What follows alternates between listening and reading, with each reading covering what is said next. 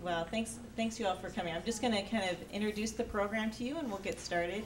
My name is Linda Favero and I'm the director of the Alumni Career Services Program. We've been around just since last fall, 2008. So we're a program mostly focused on working with recent graduates and students, and then also working with alums in transition, so people that are kind of coming in and out of the workplace or making a big career change. I actually made a big career change just about 2 years ago myself after doing the same thing for 20 years. So so we're always looking for those people wanting to make that transition. We've also opened this up to the community here, so there might be some people that aren't DECs. So we'll find out who our audience is in just a minute. I also want to introduce the other Career Center people that are here. You met Julie McKenzie, who's our program assistant when you came in. She is a DEC. Actually, she has 2 degrees from the U of O. And then Deb Sherritt came up from Eugene. She's the director of the Career Center, and she came up from Eugene to join us. Some of you may have met with her while you were a student down in Eugene. And then Stephanie Jennis will be graduating this spring. Yay! She is our communication and social media intern with a degree in journalism. So a lot of DECs helping out DECs, and that's kind of the theme of our program, our DECs helping out DECs here. As I mentioned, we launched in the fall 2008, and we take kind of a multidisciplinary approach to what we do here. We realize that everyone learns in a different way, so we offer one-on-one career counseling, and there's some brochures out there for you.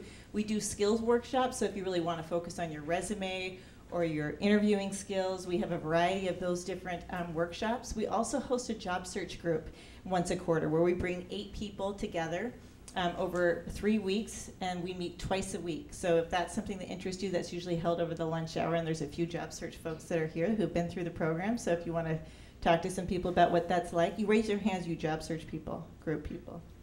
See, there you go. And then we do events like this, which is a networking event. So we bring in alums that want to give back their time and share their stories about their career paths. Hopefully you find that inspiring as well, and you can connect with other DECs and other people in the community. So that's kind of who Alumni Career Services are. I wanted to also thank our partners that helped make this possible. The UO Alumni Association helped with all the marketing for this event. Academic Affairs helped support this event, and then our library. We actually have a library over here. So if any of you new to the White Stag building, hands? So this library is available to you as well. So, and there's a lot of periodicals. It started out as kind of an architecture focus, but if you want to come and utilize that facility, that is open to you as well. So feel free to utilize that if you're interested. So the format for this evening is I have a number of questions that I've prepared to ask our panelists, and they will share their wisdom on those after I introduce them. And then we'll open it up to the floor, and we'll have a roving mic so that if you have some burning questions, you can ask them as well. After that, we will have a raffle. Each one of these people have been so generous as to give their time, so they are willing to take you to lunch for an informational interview. So we will do that at the end, so you want to be present for that as well. And we do have evaluation forms. As I mentioned, we're a new program. We are trying to design this around our alums' needs, so please take the time to fill out some feedback on that so that we can continue to improve what we're doing here. And then we invite you to stay for the reception. So we have Elephants has provided some nice food, so we encourage you to visit with people and then to enjoy the food. So that's the program for today. So let me go ahead and start introducing first, so that our speakers kind of know what to expect. Let's just get a sense of the audience. How many of you here are students? Raise your hand. Okay, couple. How many of you are, how many of you are graduates from 2010 to 2005? Okay, and how many of you are more experienced than that or community members? Okay, great. Well, that's a nice balance. Okay, so pretty much, not so many students, but mostly alums, that recent grads split, and then alumni that are a little bit more senior. That's great. So now you guys know who you're talking to. How about how many of you are my old roommate and Linda's husband?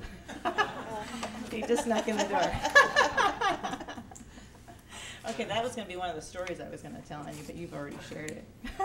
Okay, first wanted to introduce, and we have the names up on the board, so if you're thinking about the questions and you want to direct it to a particular person, Carmen Caballero Rubio, she is a 98 political science grad. One thing I wanted to indicate to all of you as well is that we have 3 different disciplines represented here today. We have 3 very different careers. We have 3 different decades. And we have 2 people that serve on the University of Oregon Alumni Association, and 1 person who has also already spoken on a Eugene panel. So these are definitely people that are committed to the U of O and wanting to give back to the U of O. So we do thank you for your time. So Carmen, she is currently the executive director of the Latino Network, and I'm sure she'll talk about that, that experience. She just started there in September. Before there, she's been really involved with City Hall and Multnomah County, so she's had an interesting path to share.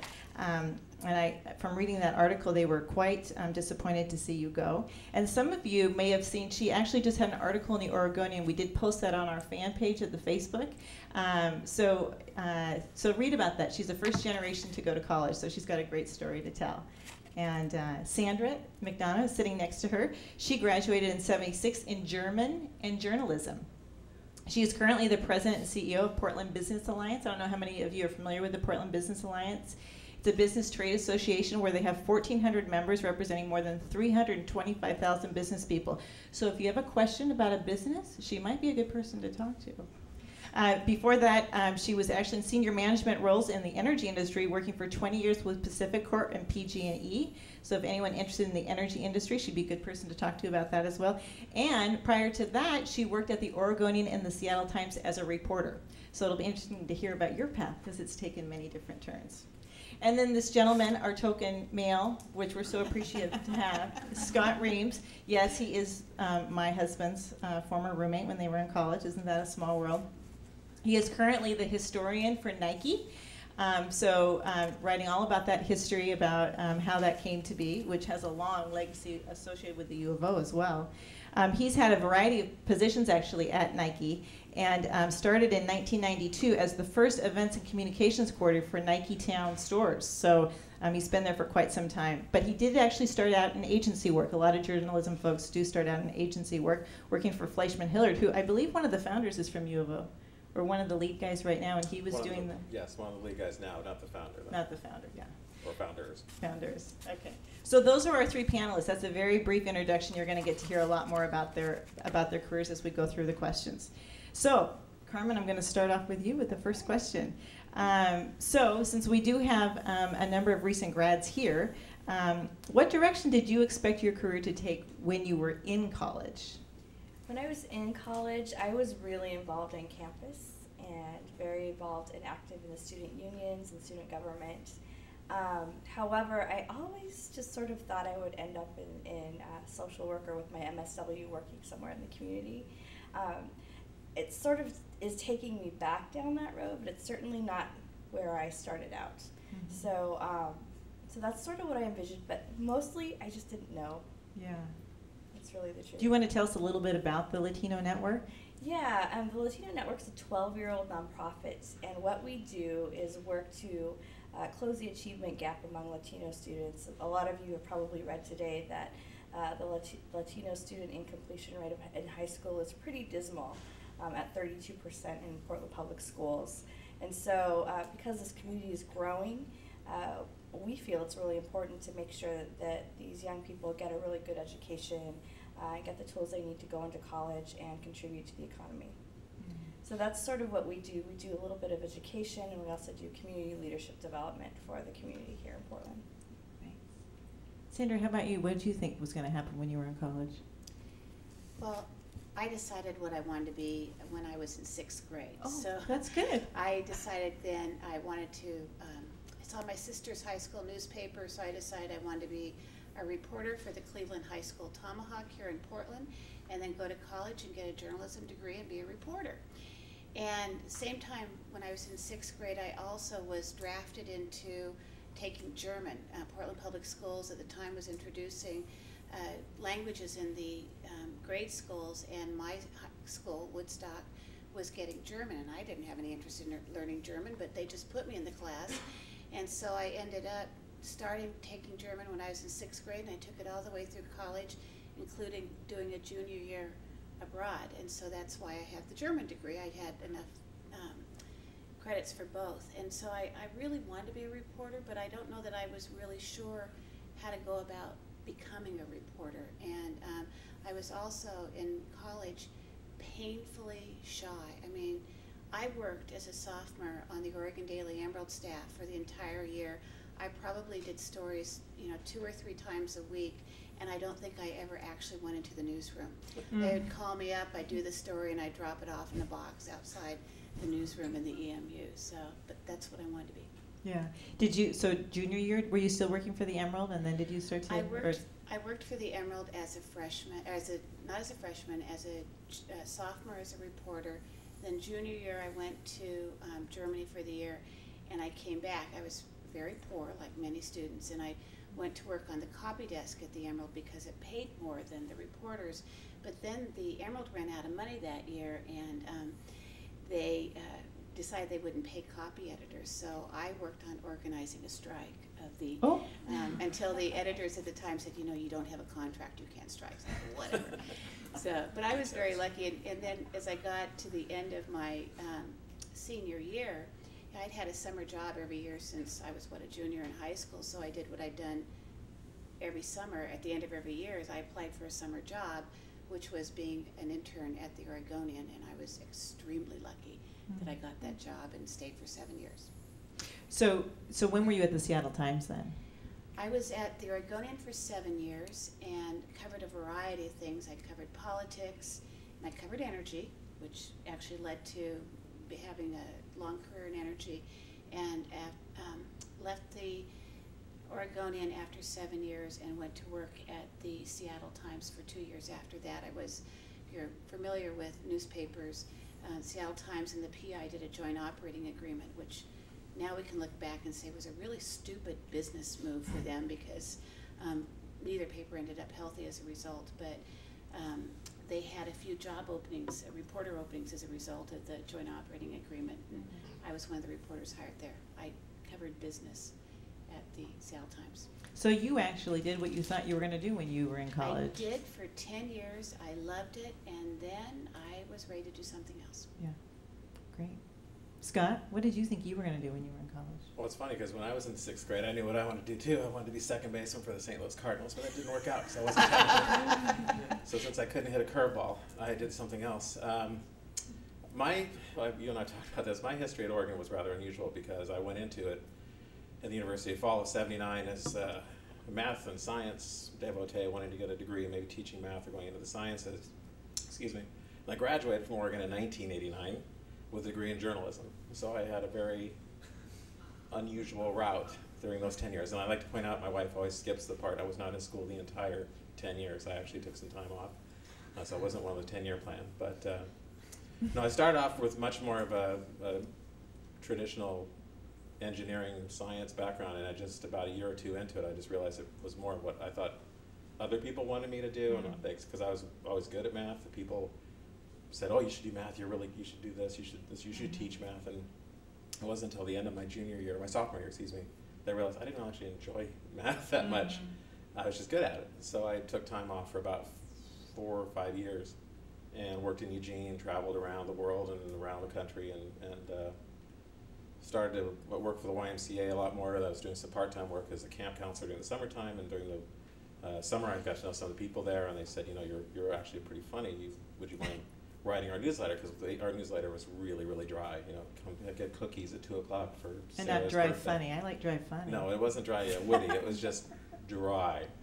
So I said, well, let me write it. So I started writing the newsletter, and then the Child Care Center came to me and said, look, would you please write our newsletter? And the Tennis Center said, oh, would you write our newsletter? And then the director of the Y said, look, I know we're a nonprofit, but we can't just have you do all this for free. So they paid me to start writing, and I loved it. And then I started doing some public relations, and they offered me a half-time job and then a full-time job. And so I was doing that for about 3 years when I finally decided it was time to go back to school, aided by the aforementioned wife who I had just married, who basically said, you're 26 years old, you don't have your degree yet. So she she urged me into getting my degree, which I finally did in '89 in journalism. So it was a very unorthodox route. So it's definitely true. I did not have anything close to what I finished with was what I was intending when I started. Carmen, both Sandra and Scott talked about how they got their first jobs a little bit more. Can you say a little bit more about how you got your first job? My first job, I sort of count 2 jobs as my first job. right at the end of college, during the summertime, I was volunteering at a youth leadership camp. And I ran into the director of Miracle Theater, which is a Latino nonprofit theater here in town. And as a teenager, I had worked with this theater group, and I had been part of its programming. And he said, "Hey, we have an opening. Would you think of applying for your first job here?" And I said, "Sure." So I did, and I was hired, and I loved the job. It exposed me to a lot of different things I never would have otherwise known about, like box office and cleaning the bathrooms after shows and things like that. It did expose me to a different side of nonprofits, and that there are different kinds of nonprofits. And I met wonderful people, but it was really hard to do that job and live on my own. So I had to take a job as a waitress on the side to keep this job, which I loved, as the marketing associate, which was a really fancy name for everything. And so right after that, not even 6 months later, I was at an event that the consul of Mexico had to celebrate the new consul that came in, and I ran into a woman that we started chatting up there at where the food was, and she worked at Metropolitan Group, this small, then it was a smaller communications agency that used to be in this very building on like the second or third floor. And she said, "Hey, we have an opening as a receptionist. Would you be interested coming by and for an interview? We're there next week. You know, if you submit your resume right now, we can fit you in, squeeze you in for an interview." And she said, "You know, it's an entry-level position, but if you're really good, the owner's a really great guy, and if you have the talents and have what it takes, he'll promote you." I said, "Sure, it sounds like a great opportunity." So I did, and Eric Fishman offered me a job on the spot. And so I feel like that was a really critical opportunity that I luckily that I jumped on. So that's sort of what led me into a different world that I thought I was going into. But so I really count Miracle Theater and Metropolitan Group as opening the door for me. That's good. Well, and I think that's good to hear too, because I think sometimes people don't always want to start as a receptionist. They think when they have a degree, but if you find the right organization, it can be that perfect stepping stone to more opportunities if you find that fit. And a little side note, Eric Fishman and I went to grade school together and high school together. And again, you just keeping in contact with people that you might know, you just never know where those contacts might. He was saying, "Oh, say hi to Carmen for me today." So people like to support people, so stay connected to people as you can. Did you two want to add anything to what you talked about in terms of those first jobs that you got? Well, you know, I don't think I mentioned this, that when I finished my internship at the Oregonian, this was the summer of 1976, we had about 7 or 8 interns that year because the paper was transitioning to its first computer-based system, and they were actually introducing it on the copy desk. And so they had a lot of reporters working through the copy desk, and so there were more than usual. And the city editor at the end of the summer collected us all together, and he said, "You are the best crop of interns we've ever had, and when you're ready to get a job, let me know and I'll help you out." So I raised my hand and I said, his name was Hildy. I said, "Hildy, I need a job." And he said, "Well, I didn't know you were graduated." And I said, I am, and I kind of need a job so I can live. And so he came to me a few days later and he said, "Okay, I have 2 options for you. One is a full-time permanent job at the Tri-City Herald in Richland, Washington, and I'm pretty sure I can get you that job, permanent full-time job, or you can stay at the Oregonian for 3 more months as a temporary." And thank goodness I had some good sense, and I took the risk of staying as a temporary for 3 more months and ended up getting a full-time job. So, you know, that was it because you were just working really hard during those 3 months, or what made them decide that after that 3 months that you would get that full-time job? You know, I think they were trying me out. They were throwing a lot of things at me. It's really unusual for somebody to be hired at a newspaper fresh out of college like that, and so they, and honestly, I came cheap. So, you know, they, I don't know, I never asked why. All I did was when they told me to go downstairs and sign the paperwork for insurance, I just went and did it and said thanks. But taking that risk and saying, okay, I'm going to see if I can roll through for 3 more months and land something was worth it. Good for you. Scott, anything more to how you got that landed that first job? Well, I mean, the first job was actually before I graduated, so it Yeah. wasn't, I don't know if it's cart and horse here, but I mean, that was just one of those unusual circumstances where, you know, again, you work for a nonprofit, like you were saying, you get employed to do everything. So it's a great experience. It's terrible money, Yeah. but you do pick up a lot of skills, which is actually what led me to the agency work. Same thing. Money's a little better, not that great when you enter, but you are doing a lot of things because you're assigned a lot of different accounts, which you can be depending on the agency. So the first year I was there, I was doing everything from writing a cable newsletter to, what was I doing? The Science Center in St. Louis had a dinosaur exhibit. I did the press for that. I was doing Valvoline instant oil change openings in Kentucky. That was very exciting. And I ended up doing PR for motorsports, which is how I ended up back at Nike in the long run, which is kind of strange, which we can get to later. But if you've ever been interested in Nike or in the NHRA Top Fuel drag racing, the big cars with the little cars with the long big wheels, and I'm not, but I did PR for that for about a year and a half because that's where they told me to go.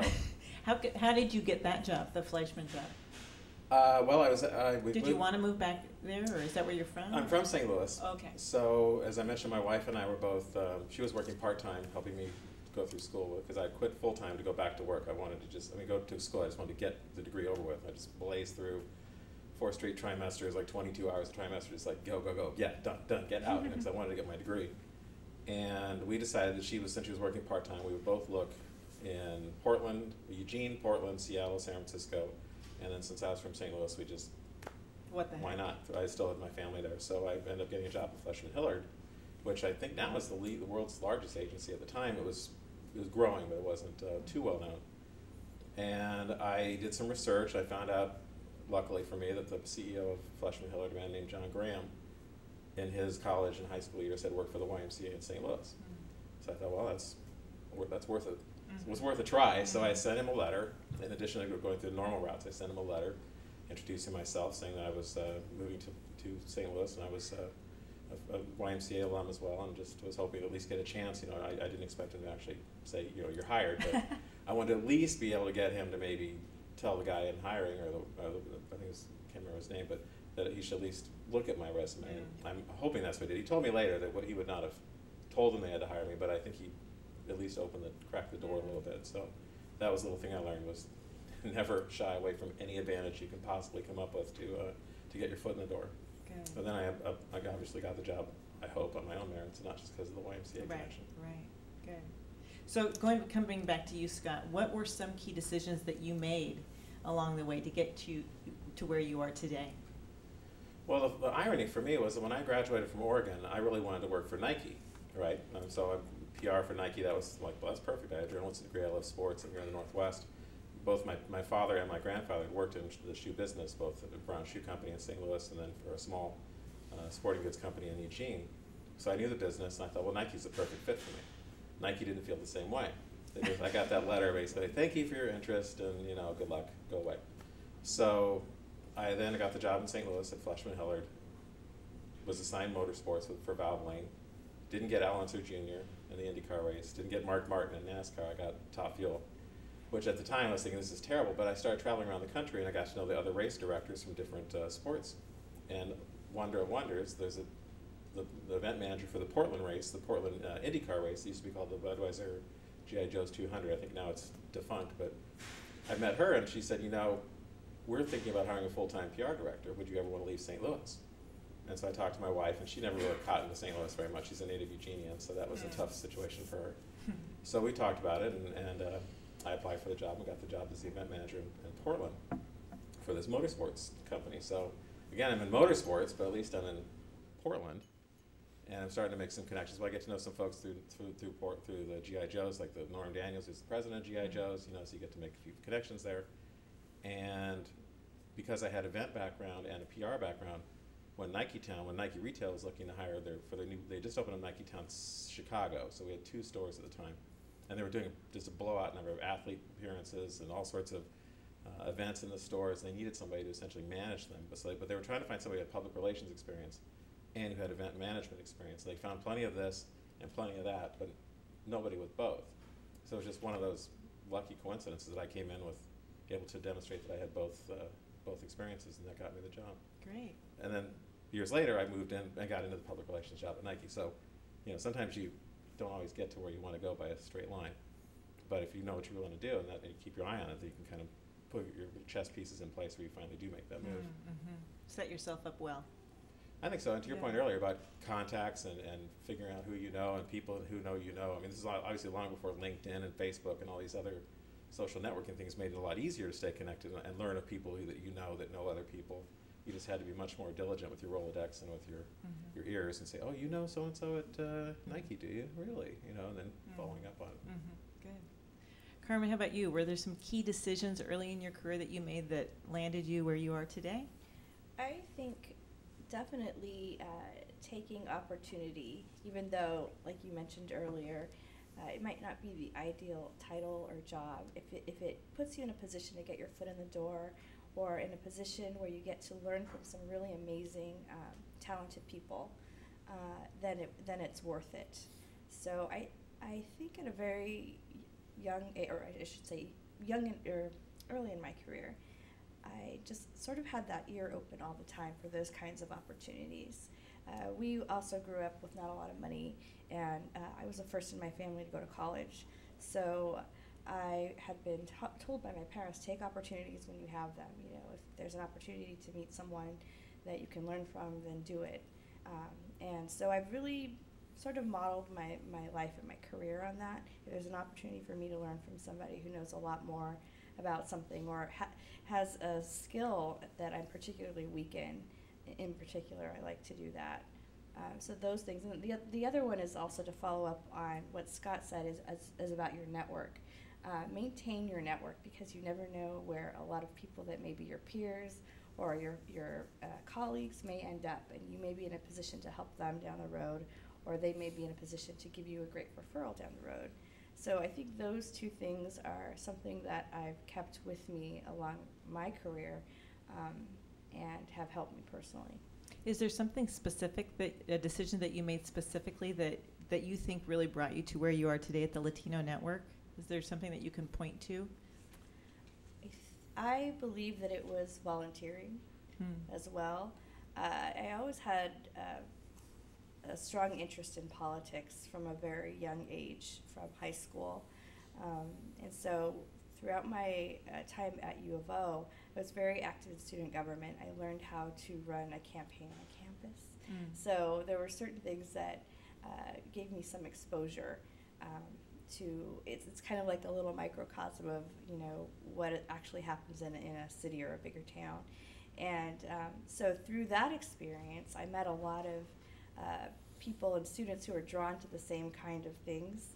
And then when real campaigns happened and candidates came through town at U of O to speak, we had opportunities to volunteer on their campaigns or opportunities to volunteer setting up the events. And we met staffers on for other elected officials. And so when it came time to graduate, it was very easy for us to reconnect with these people and let them know that we were looking for jobs, or they would contact us when there was another campaign. The 4 years rolled around again, and it was time to mobilize their base. And then I found that a lot of the people that I worked with in college around this kind of like politics and government stuff, we keep running into each other every while, during campaign season. And that is something that I have lifelong friends now from U of O who are very active in government, but not just government, in education, in business, and we all see each other very regularly because we have that strong connection from the time when we were students and we were volunteering and getting involved. And continuing to cultivate those great. How about you, Sandra? Were there some big decisions you made to get you at the Portland Business Alliance? Well, remember, I'm the one who goes back the furthest here. So there's a few decisions. You're right, that's fair. But I was sitting here thinking about this, and I'm going to go to the best career advice I ever got. And it was when I was a very, very young reporter for the Oregonian, and we had a reporter based in Washington, D.C., and that was what I really at that point wanted to do in my life. And he was the greatest guy. He was a phenomenal reporter. He came out to Portland every summer, and a couple times during the year. Really a phenomenal reporter, and he was also very good looking, so I really enjoyed talking to him. And he decided, after I'd been there a few years, he was a few years older than me, that he was going to leave the Oregonian. He came out to Oregon, and I was working in Salem, then I was covering the State House for the paper at the ripe old age of 24. I can't believe Wow. they did that, but You were probably really good. I was 24. So he came down to take me to lunch and tell me that he was leaving the Oregonian. I said, well, geez, how could you do that? This is such a great place. You know, it was my dream job at that point. And he said to me, Sandy, you know it's time to leave a job when you maybe have learned what you're going to learn there and you want to go someplace and learn something else. Now, the punchline of the story is the guy's name was Bill Keller, and he is now editor of the New York Times. So he has followed that philosophy. He's also very good-looking still. So we had him come out for an event. It was wonderful. But so I have used Did you go to dinner beforehand? I wish. I have used that many times in my career because I've made several job changes. I'm kind of typical now, maybe not so typical of my generation, but what we see now is I worked at the Oregonian, I worked at the Seattle Times, I went to Pacific Power, then I went to a subsidiary of PG&E, which is a San Francisco-based corporation, always based here. I've lived in D.C. for a while, and now I'm at the Portland Business Alliance, and there have been lots of transitions. And so for me, the thought process when I was getting ready to make a change, or, you know, honestly, the jobs usually found me more than me finding the jobs, was where am I going to go? More importantly than what company am I going to work for, it was what person am I going to work for? Mm-hmm. Who's going to be a mentor? And I have had unbelievable mentors. When I went to work, when I left the Seattle Times, and I knew I was bored being a reporter, they wanted me to be an editor, and I was like, I don't know if I want to do that. I was at the Oregonian, then I went to the Seattle Times, and they wanted me to go to D.C. for them. And when I thought twice about that, I thought, you better be thinking about your job, whether you're in the right job. And so I went out around, actually around the country. I used my network, and when you're a reporter, you can develop a really good network. And I talked to ex-reporters who had jobs that I thought were really interesting. And so met a woman in New York, met people all over the place, and then I called a guy I knew here in Portland who was a vice president at Pacific Power, a guy named Bill Robertson, who I'd met before through political things like Carmen Moore's a reporter, and in other fields I've done a lot of political work, so it's a really strong network. And he had worked for a congressman whose race I covered. So I went to see him, and he talked to me about coming to work for him before. So I said, you know, I'm looking at doing something different. You used to be a reporter. You have a great job. What do you think I should do? And he said, I think you should come work for me. Oh. And I took the job, and honestly, I didn't even know what the specific job was going to be. I went back to the Seattle Times. They said, what are you going to do? And I went, I don't know, but I'm going to work for this really smart man who is probably my most important mentor. But every single job I've gone to is, what am I going to do that I haven't done before? What's the opportunity for growth? And who am I going to be working with every day? And am I going to learn from them? And that's still, you know, I'm 55 years old, and I'm still looking for those opportunities today. That's great. Those are good. How about you, Scott? What was the question again? You started with him. That's right. Oh, I guess I get a rebuttal. Okay. All right. I won't make you go again. The only thing I would add when you said about the best advice you're ever given is I had a similar person who told me basically that it was early in my Nike career, and Nike's a tough company to get into, comfortable, and figure out your way, because you're around with so many people who you feel like are just so much more knowledgeable about things than you are, so you feel pretty like, oh my God, I'm the only one that doesn't get it. Mm-hmm. So about 8 or 9 months in, I was thinking maybe it wasn't right for me because I was really struggling, and I got a call from some headhunter from, I think it was Amana. It was somebody back in the Midwest, and I was like, well, they're offering me like 25% more than I was making at Nike, and I'm from the Midwest. I'm thinking, well, and so I talked to a friend of mine. I said, what do you think I should do? And he said, are you passionate about washing machines? I said, not especially. He goes, are you passionate about sports and what you do at Nike? I said, oh yeah, absolutely. He goes, isn't that your answer? I'm like, you're right. You have to be passionate about it. I mean, I did try to sell, top fuel drag racing for a year, but I hated it. I mean, I didn't look forward to it at all. There's probably some people that actually would totally embraced that, like the rubber and the loud noise and the smoke and the guy taking off, and you know, that wasn't me. So, but I was passionate about Nike, even though at that particular moment, I was feeling like I'm not sure this is what I believed in the brand and the company. I just wrote my own little corner of it at the time wasn't really working for me. But when he said, "Are you passionate about washing machines?" I was like, "Oh my God, you're right. I'll be PRing washing machines and dryers and stoves." And, you know, I'm sure there are people that can do that really well. When my washing machine breaks, I get passionate about it, though. So anyway, that was the best advice I ever had, was just follow what you're passionate about. You can't always do that. I mean, it's not like every job just falls open that you really want to have, but if you are lucky enough to get in a position that you really do embrace. Like when I was the PR director for the Y, I wasn't even really a director. I mean, I just espoused the YMCA. I believed in it. I didn't have to have message points. I didn't have to rehearse. I didn't have to wonder what I was going to talk about. I just started talking about my passion for the Y and how great it was for the city of Eugene and all the things it did. And it was just tripped off the tongue and went right out, you know. So that made things a lot easier. Same with when I was in PR for Nike. I didn't have to sit there and think about what I needed to justify. I was just talking from my heart, and that made it so much easier than have to keep going back to your little notes, say, "Oh yes, and we're the third leading microwave manufacturer," and you know. Yeah. It was a part of you. Let's talk a little bit. We're talking a lot about positive things. Have there been obstacles either that you're currently dealing with or in the past that you'd like to share with the group and how you overcame them? Yes. So I've worked for 3 elected officials and then on 3 different campaigns. And so one of the biggest stresses about working for an elected is that you're always hyper aware of what you're doing or what you're saying, and that can be really exhausting. So even when you're not working, you're working, sort of, because you're representing somebody else and you're entirely responsible in some way for someone else's reputation, public reputation.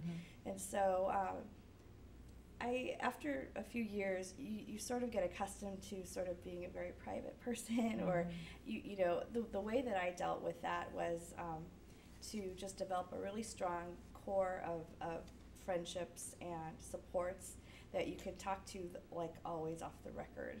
Because really quickly in the political world, you'll find that all of a sudden you can have a lot of friends, you know, that are, you know, friends, you know, professional friends that, you know, there's some benefit to a relationship, which is part of, you know, part of the field. But that was always a level of stress for me that I was always aware of. And so that's sort of how I dealt with it. I had a really good tight circle of friends, and I had my family who most of the time had no idea or clue what my work life was at all. And then today, now that I've transferred into a nonprofit world, it's completely different. Actually, some things are still political in this world, or those kinds of tones involved, but I now have a board of directors that I have to work with, which is a very different kind of dynamic for me. But it's challenging, and I like that I'm learning something. And I felt like I learned enough working in the political world, and that it was time to do something else. So how I deal with that now is I'm still dealing with it. I haven't found a solution yet for finding the balance. I'm still learning. So I'll tell you when I find out. Yeah. Any obstacles for you along the way? I graduated from college in 1976, and it was really a different world, and it was really a different world for women. And even when I got to the Oregonian, there weren't very many women of, say, my mother's generation who had been reporters, or there weren't that many women in the newsroom, and certainly weren't that many women in leadership. In fact, I think I can remember one assistant city editor, and then the women's department, the women's page, which, by the way, they assigned me to. My counselor and advisor in college, Ken Mitzler, said, "Do not let them put you on the women's page." And I practically cried when they transferred me there. But I actually wrote some award-winning pieces while I was there, so it wasn't that bad. And then they transferred me back out. But being, you know, I went from the newsroom, where, you know, it was an early time for women in serious journalism roles, to the utility industry, which wasn't famous for women, and 20 years in the energy industry. And so I have, in my career, I've been the first woman, including in my current job, to do a lot of jobs that I've done. I've been the only woman in the room in a lot of jobs, and let me tell you, when you're in a room with a bunch of utility male engineers and you're trying to, imagine that in Utah, because for a while I was doing Utah stuff, it was always challenging, and honestly, I've faced pay equity issues more than once in my career, and so sometimes you get a little tired of being the trailblazer on some of this stuff, and in fact, you get to a point, especially where I am in my career, and you go, is it ever going to be over? But I don't think you ever stop, and what I am now really, really conscious of is looking at who's behind me and making sure that we continue to open doors for people who still need to have their doors open for them, make opportunity, and because we've all had to move through things, and it's the world's changed a lot in the 34 years since I graduated from the University of Oregon, and it's gotten better, but there's still a whole lot of challenges that we need to keep thinking about. Thank you. Yeah.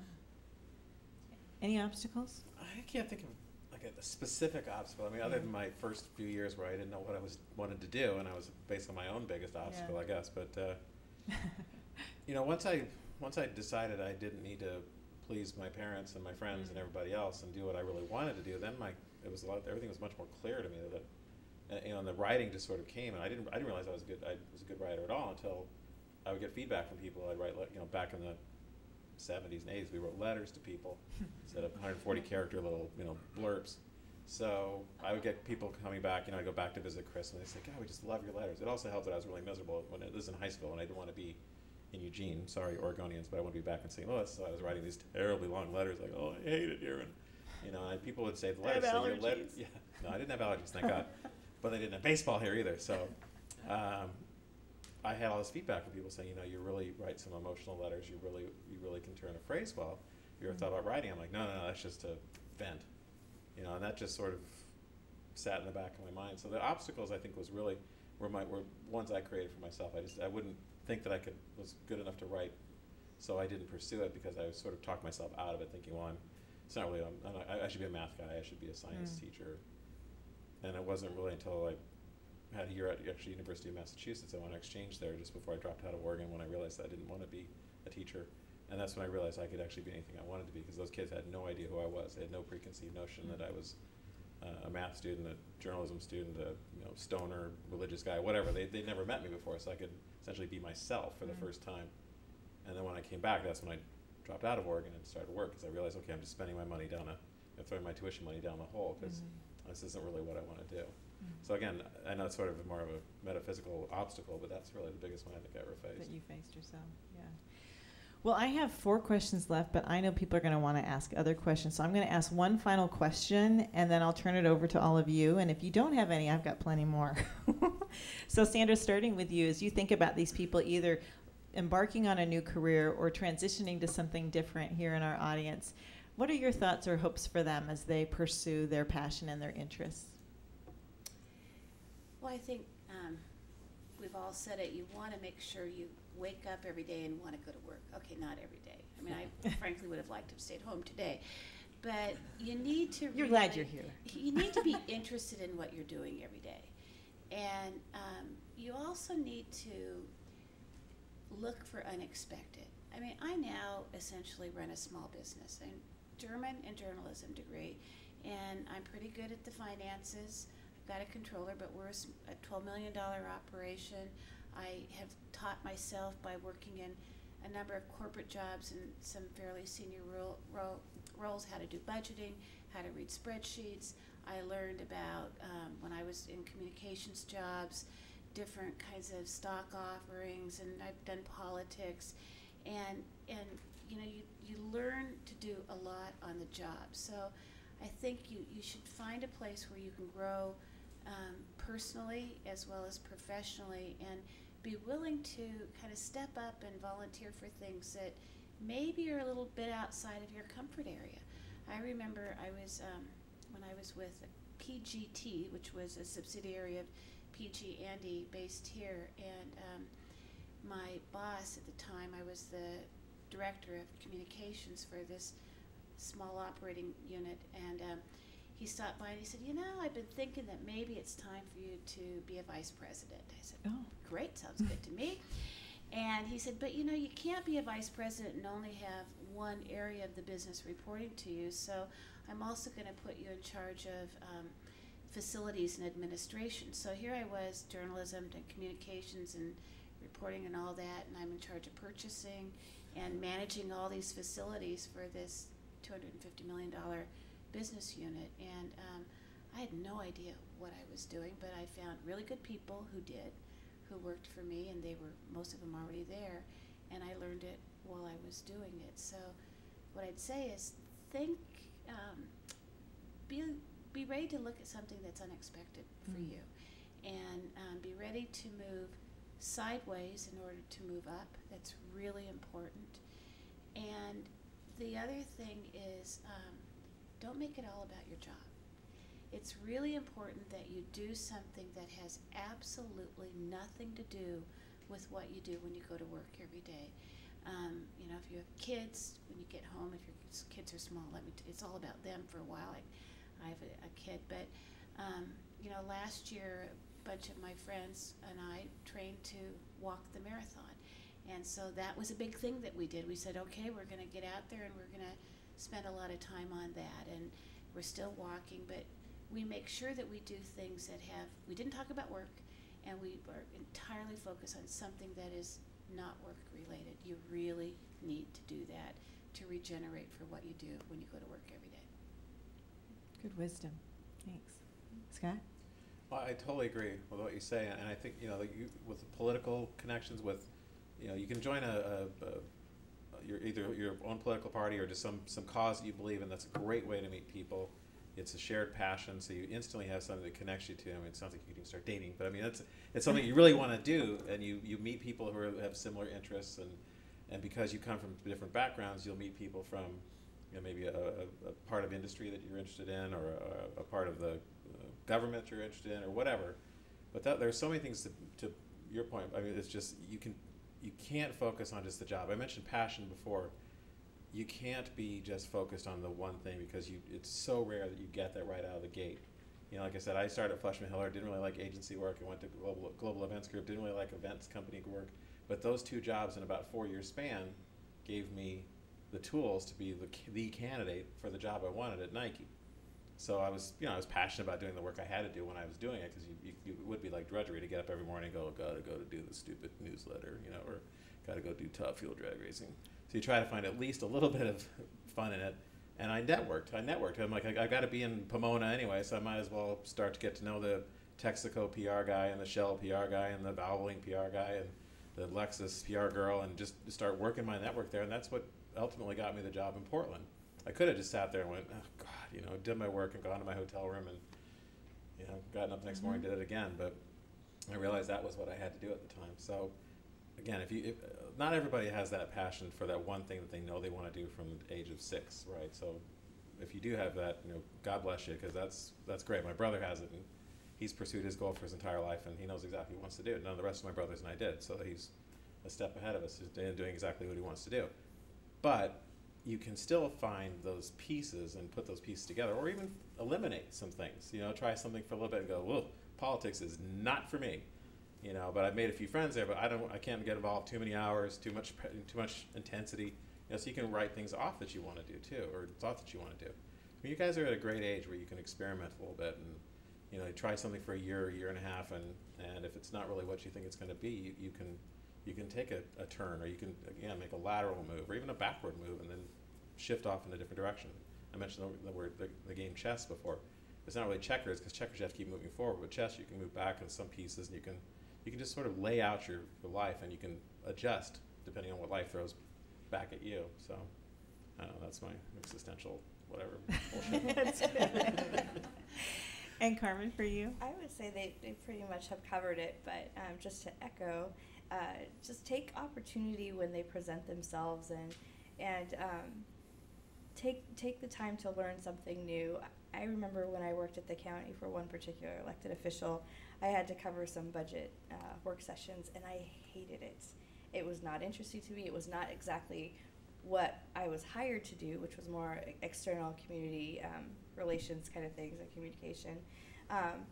But my boss was pretty wise in saying, you need to learn this because one day you'll be glad that you learned the budget process at the county.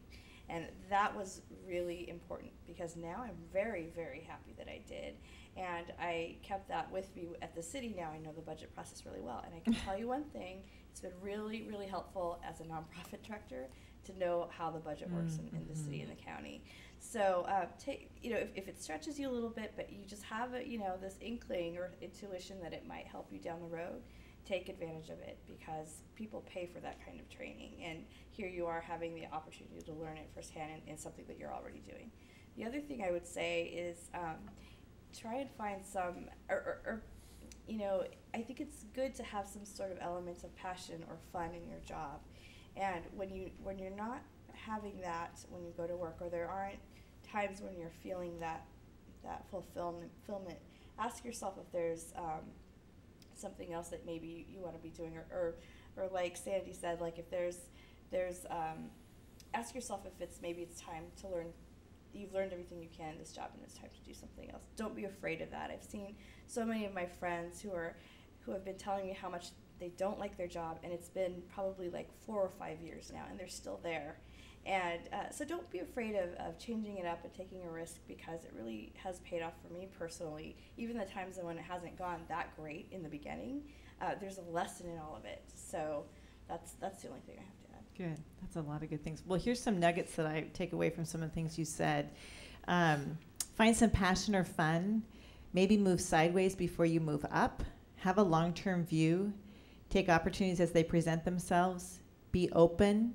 And network and maintain those relationships. Lots of good advice from all of you.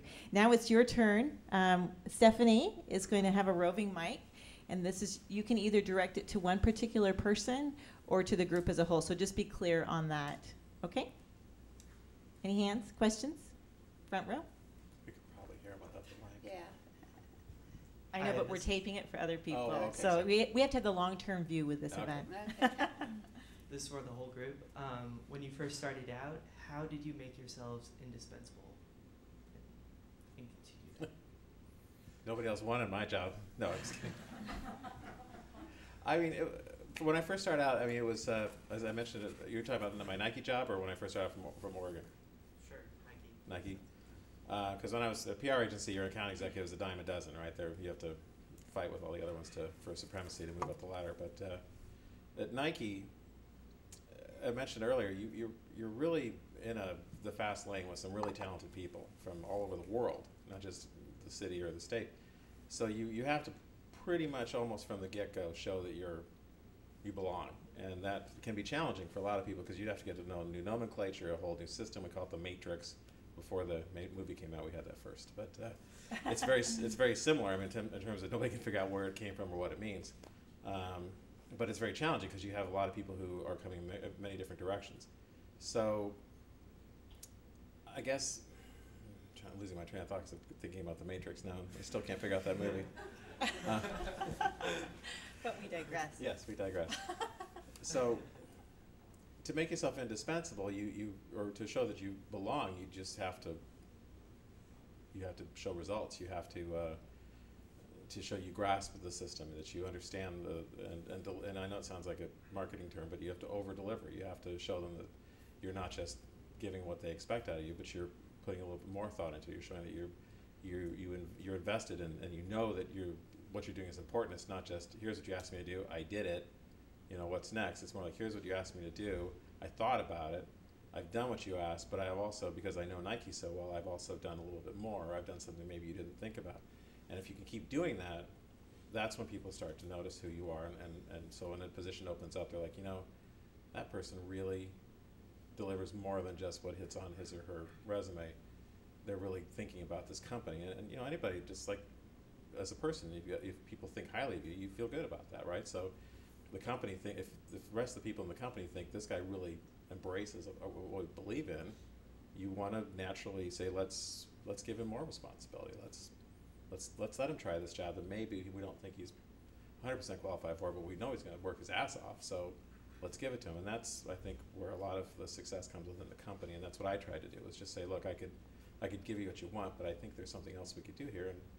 And sometimes you're right, and sometimes you go off the edge. But if you show that you're trying, I think that differentiates you.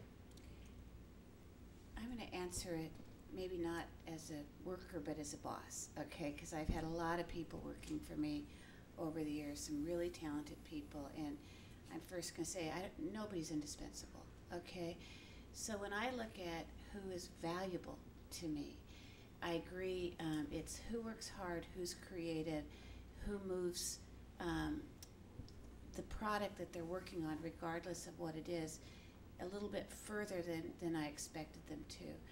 But I also look at who is working within the team, who's building good relationships on the team, and is understanding that what we're trying to do is to have the enterprise be successful as well as the individual, and to deliver to, on our mission, which is a community mission now, but in a way that's valuable, and how do they contribute to that mission. And I can tell you with my current job, which I love and I'm not going anywhere, but I think about how do I leave something that if I were suddenly not to be there tomorrow, am I leaving an enterprise that is successful, that is understandable, that somebody could step into and run probably differently than I have? You really get to a point where you understand you have to take who you are away from it, because somebody else is going to do it or could do it, and they would do it differently than you, and that doesn't make it wrong. So really think about being a contributor to the enterprise, and who you work with every day, who you work for, whether it's the business or the organization or the people that you're serving as customers, as community members, and how do you move the mission forward is what I look for.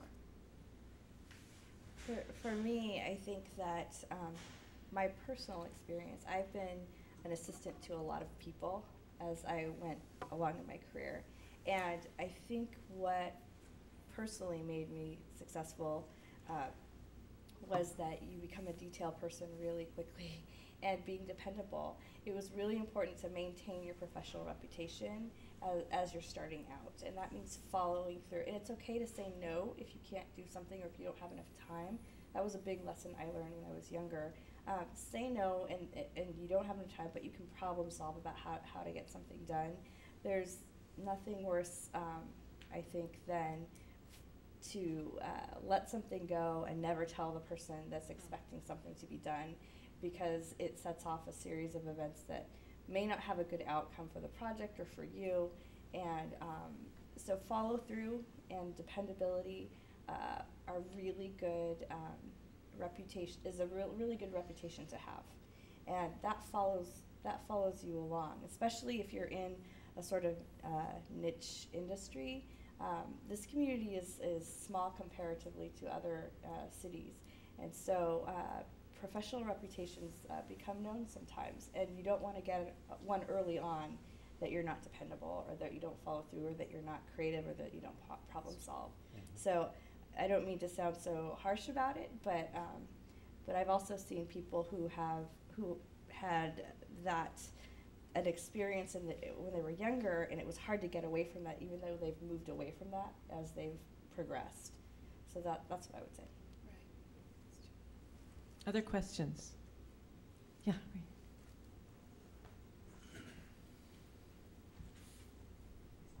My question is for everyone, and it would be, what is your advice on how to move between different fields, and maybe if they're seemingly unrelated, how to make that transition? You're probably, as you move, you'll find a relationship if you go. I don't know how broad you're thinking, but moving from, I went from a very corporate world to a nonprofit. And you're going to find a niche from one to the next that there is a connection. I learned very early in my career that if you can put a thought together, if you can write, that's a real valuable commodity. And a lot of people can't do it very well. And so I took that from journalism to the electric utility industry, corporate world, and was very, was pretty successful taking that particular skill and then growing that and learning about that industry and networking in that industry and building relationships and growing kind of a bigger niche.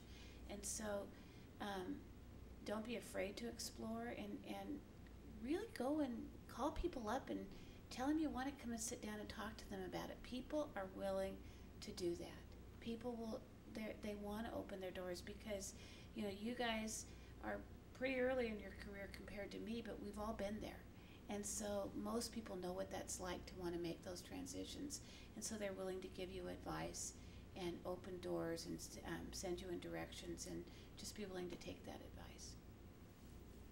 Yeah, I think moving from field to field, it also depends on how far afield you move. I mean, you can move from marketing to PR probably a little more easily than you can some of the other disciplines, but again, it's having that longer term vision. You may not know exactly what you want to do when you're 40 or 30 or you may have a general idea. So you need to find opportunities that can help you move towards that, even if it's not a direct line. And sometimes, I think you're right about it. You get to know people. You say, look, I've been involved with, like I'll just use Nike as an example. I've been in running marketing now for a number of years, but I really like advertising. I don't really like doing the races. I'd like to get more about advertising. Well, if you go to the advertising department and just say, I want to learn more about it, they're going to basically say, great, I have no time for this, so I really can't help you. But if you get to know them slowly and just start to get to know their world a little bit more and come maybe with an idea saying, I'm in the running marketing department, but I've had this idea for advertising I think you might be interested in, and you just start working your way gradually. And again, I think it really depends. I've worked for a nonprofit, a tiny 12-person company, a mid-sized PR agency, and now a Fortune 500 company. And within a Fortune 500 company, there's a lot of jobs, a lot of movement, a lot of people move around, so you have a little more freedom to explore. And nonprofits, it's the same way. It's all hands on deck. I mean, you can write, great, here, do this, So, but it's the mid-level companies where I think you have a little bit less freedom. So I know I'm harping on the same point, but I really do think it's a matter of being able to the network and to show, you got to show people that you've got a couple of skills maybe that would lend you towards moving in that direction, because I'm sure we've all done the informational interviews where you get somebody who says, oh, I just really want to work at Nike. Well, what do you like to do? Oh, I don't know, marketing, and I'm really good at, and you're thinking, okay, how long do I have to give this before I can get out of here? Because it's the person really doesn't know what they want. They just want to work at Nike. Well, that doesn't really help anybody within the company, because I can't really point them in the right direction because I don't know what their skill set is, other than a passion to work for the company, which is great. But I don't want to waste my colleagues' time by saying, here's somebody who's really interested, she says, in advertising, but she also kind of likes running and tennis and bowling and marketing, and I don't want to waste their time. So I'm not really answering your question necessarily. It's a tough thing. I mean, I don't envy you guys to start out in the business world today. It wasn't easy for us either. But I mean, it's even, I think, harder now in some ways, because I mean, HR at Nike, it's really, really hard to get a job right out of the university at Nike, unless it's a retail job or something more entry level. And I don't think that was true like 20 years ago. I think you could network a little bit more and find a job. I think now it's just a much more challenging work environment. Sorry to be the one to tell you that, but you probably already knew. I don't know, am I blathering? You guys? No, very similarly, I would say, I'll tell you how I got my first campaign job. It was because I was volunteering. I worked for a PR agency, and because of the job, we were doing a lot of, and this will probably date me, but it was the opening of the West Side Light Rail project. And it was one of the celebrations along Highway 26, I think at the zoo. And I was there. Were you there? And so it was also during campaign time. So you saw all of the candidates for elected office at this opening celebration. And so I was actually staffing this it was a really beautiful event. It was lovely. And so I ran into one of the candidates. She was one of the first. Actually, she was the only Latina that I knew that was running for elected office in Multnomah County. So I was very drawn to her because she represented, a role model to me, even though I didn't know her. And I just said, hey, I really want to help you out on your campaign. And she took down my information, and her campaign manager called me. And so I volunteered for about 6 months through the primary. And when she ran the primary, the campaign manager went to grad school, and she offered me a job, and I took it right then. So she had a chance to see me work through my volunteer experience, which had nothing to do with, PR, but it opened a door for me. And in my current job now, spent a very long time in local politics. And the reason I ended up where I am now is because I was on the board for a good year. And when the position became open, my board members strongly suggested that I take the position. It's because they had a chance to work with me over that time and see what I was like to work with, for one. And two, I think they liked the ideas that I brought to the table. So anytime that you have a chance to let people know you and see how you work and what you can do and what you have to contribute, that's what people will remember. And when I've worked also in elected offices, we've had a lot of interns or volunteers from time to time. And when positions come open, we've already seen how someone has worked out or how someone hasn't worked out, and they've applied for jobs. And a number of times I've seen people get hired into the field that have no background in politics, but because they volunteered on something or they were committed to a project or served on a board or a commission, people had the chance to know them a little bit differently. So that's what I would say. Great advice. We have time for one more question. Is there one more question? Okay, one more question. Emily. And then we'll have the drawing. So this speaks to Scott's last comment just a little bit. In terms of variety, our options for the job market are huge, as are a lot of our interests. And I wanted to know from the three of you how you went about really choosing your focus in terms of your passion and what line of work you wanted to go into. It sort of seems like a big daunting question right now, but eventually you do have to choose a path. So I was a little curious. Yesterday I spoke to the Rose Festival princesses, and it was really kind of interesting. Same subject almost, but a different, obviously a very different kind of a group.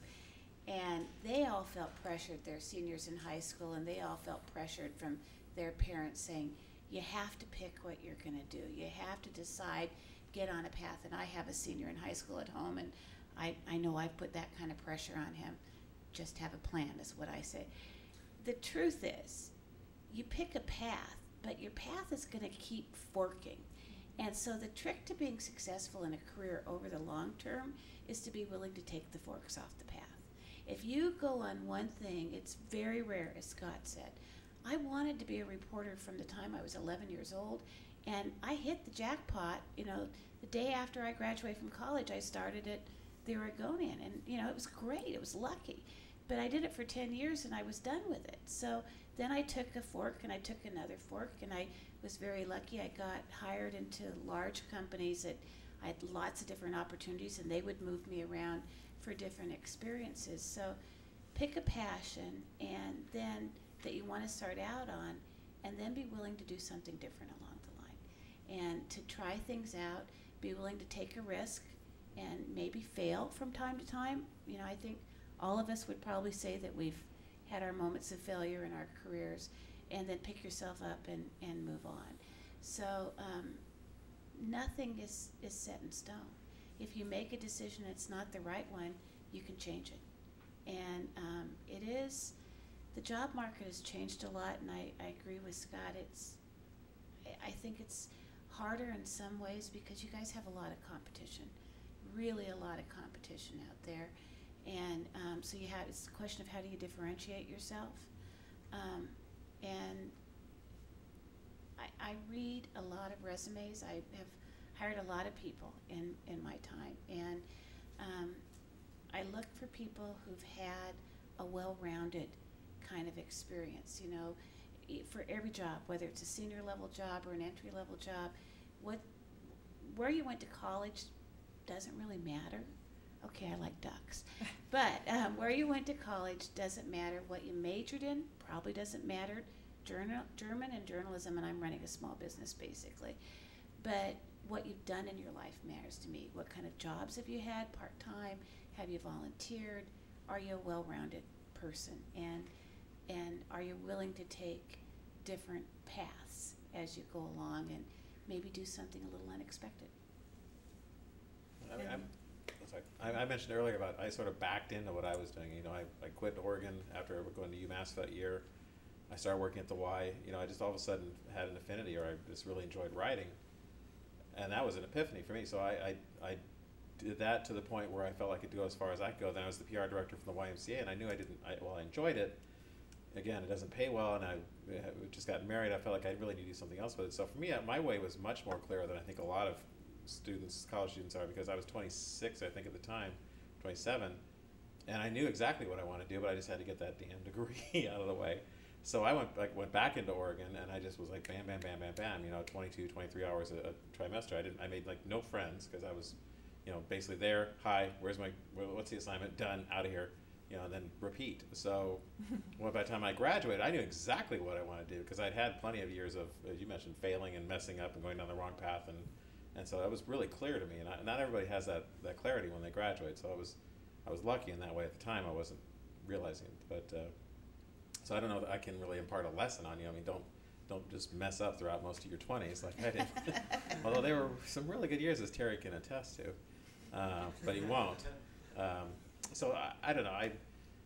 As you were talking, and we were talking earlier about how hard it is to get jobs. In some ways, that's true. But also, I was thinking about LinkedIn and all the different ways that there are to be connected. You know, the University of Oregon's website and the Alumni Association, things that really, even if they existed back in the 80s, they were much more.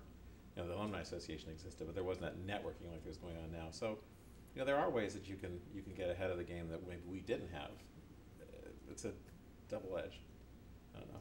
I just feel like I'm blathering by the time I start to shut up. You're doing good. You're doing good. Basically, what these two have just said about taking the risk of going down the fork in the road is really important. Don't get frustrated if you're not where you want to be in a year.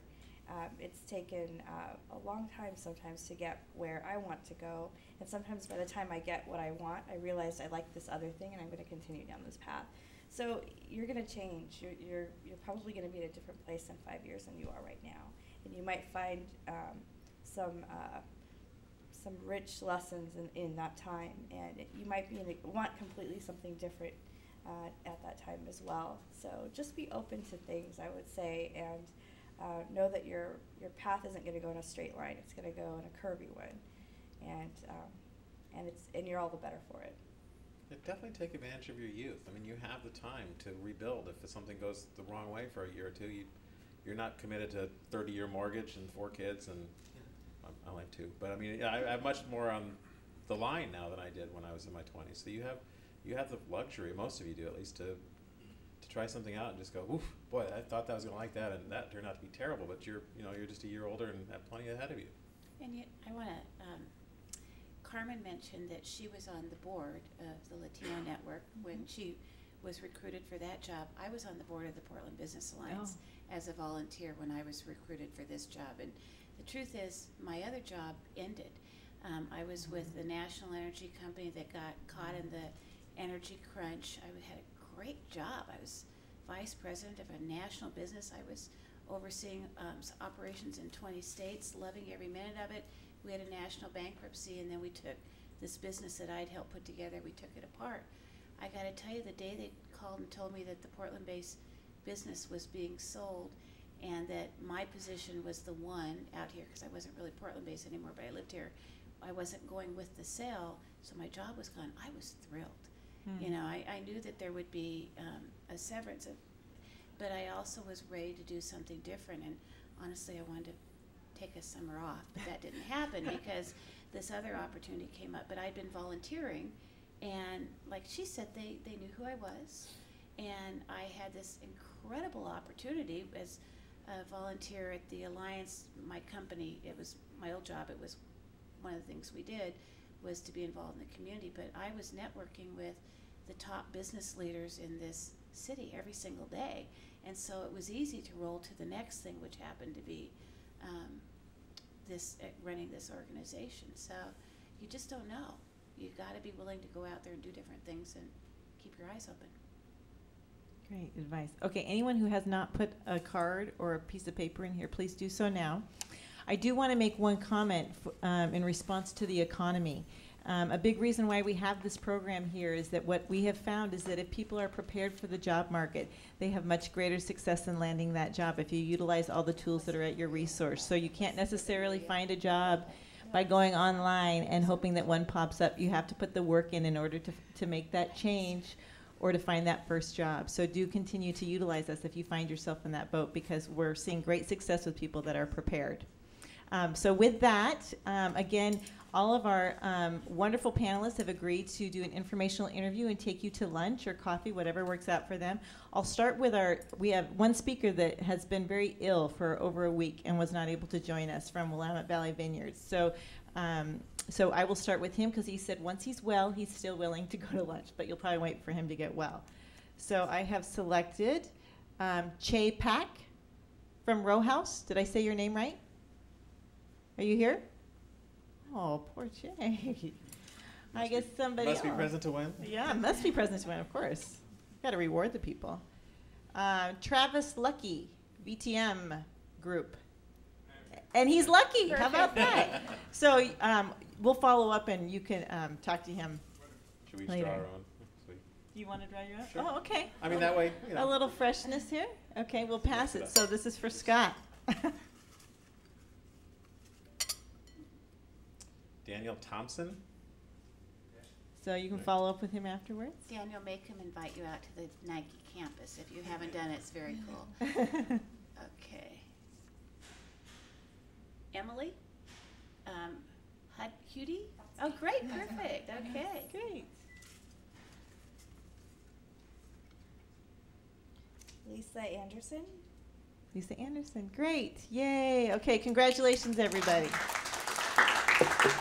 But they're not going anywhere, and again, I think you guys all heard that making those connections, networking, and building those relationships are important, so I encourage you to stay. We have plenty of food out here, and please do connect. Thanks for coming, everyone.